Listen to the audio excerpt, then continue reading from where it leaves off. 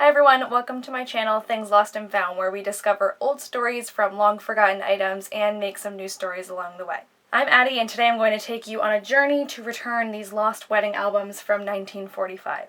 So we'll start from the beginning. I bought the albums in a large sealed bag at an antique store. It was clear, but you couldn't really see what was inside.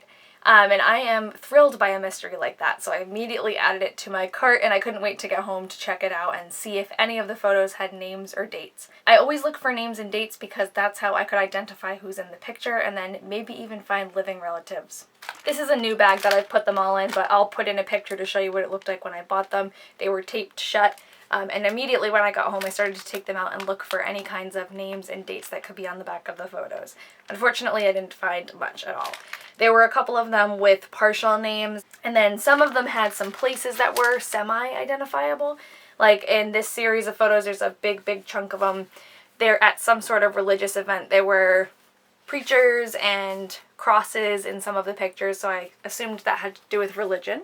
In another group of photos from the bag, there is some sort of reunion or event going on at a building. So I did track down the building. I think I was able to read on one of the name tags that it looked like it said Harvard, and I did narrow it down to the Harvard Law School building, or one of them. The other pictures in the lot are various family photos, pictures of pets, pictures from a vacation to Barbados, and I'm embarrassed to admit that I didn't automatically assume that the pictures were all connected. I assumed it was a collector of the photos who shoved a bunch of their extra photos in a bag and sold it. Because at these antique stores, a lot of times you find pictures just from random sources. Now that I look back, it's definitely the same people. So back to the wedding album. The first time I looked through the wedding album, I didn't find any identifying details. I couldn't find any names, any dates. I did see a little sticker on here. On the sticker it says a Boston, Massachusetts company, so I knew it was local. I'm from Massachusetts, so I assumed maybe the family was from Mass or got married in that area. But then, I can't believe I didn't do this before, I started to actually kind of wiggle the pictures out of the little holders that they're in, and most of them didn't have names or anything on the back, but some of them did. This one has the initials of, I'm assuming, all the people in the photo. If I had just found this one, it wouldn't have given me much information. It does say February 19th, 1945, so that's a date for the wedding, but other than that, can't really get much from initials. And another one, on the back we have the same date, so that's definitely the wedding date, and it says Jeannie and Knight. At the time, I could not read the name Jeannie, but after I found some more information, I was able to connect that. This last one is the one that really sealed the deal, gave me all of the information I needed to track down the family. So on the back here, it has the full names of the bride and groom.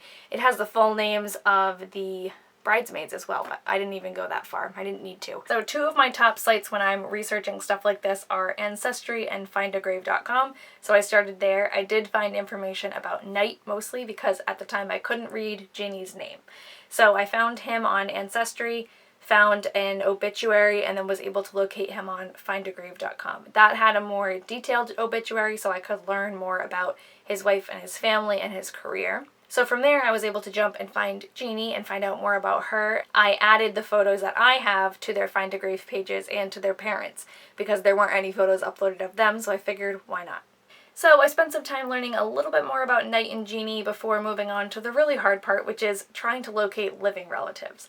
This can be especially hard because even though we have the internet, it's so oversaturated with information that it's almost impossible to find someone. Even if I have their name, it can be tough. Sometimes I'm not successful. But I was able to connect with one of their sons, John, and luckily he's local, so he's only about an hour and a half from where I live. He was really excited to hear from me, obviously surprised, and he was interested in hearing more about my other projects too.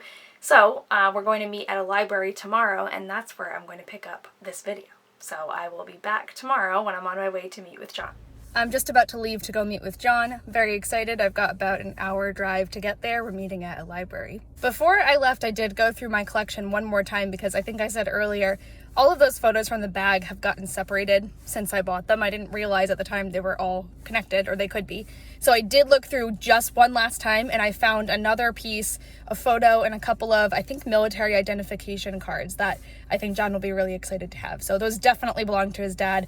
I'm glad I grabbed them. I'm glad I found them before I left, and we'll see what he thinks. We met up at a library where John used to work, and it was super cozy, and it was the perfect place to go through the photos and chat. The first thing we did was just go through the photos one by one, and right away he recognized people from some of the pictures.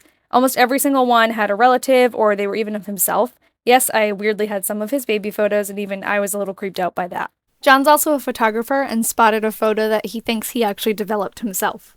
He told me about his parents' wedding day. They were college sweethearts and were both in the Navy at the time. They had to request special leave to have the wedding, and his mom even had to put in a special request to get to wear her wedding dress because it was out of uniform. After we went through each picture, John was so generous and took out his Chromebook to share some more old family photos and heirlooms with me.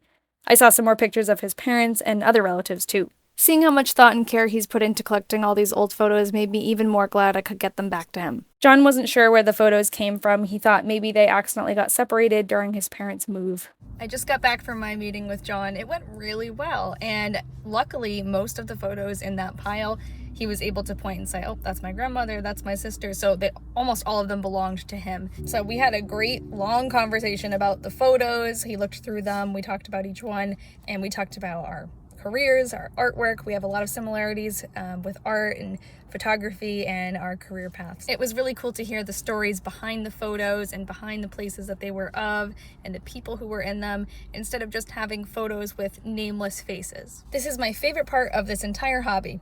Getting to connect with people, sometimes return artifacts or photos, and hear the stories behind them. So thank you, John, for taking the time to meet me, taking the risk because I know it's a little creepy, and we plan to stay in touch and maybe talk about some old diaries that he has.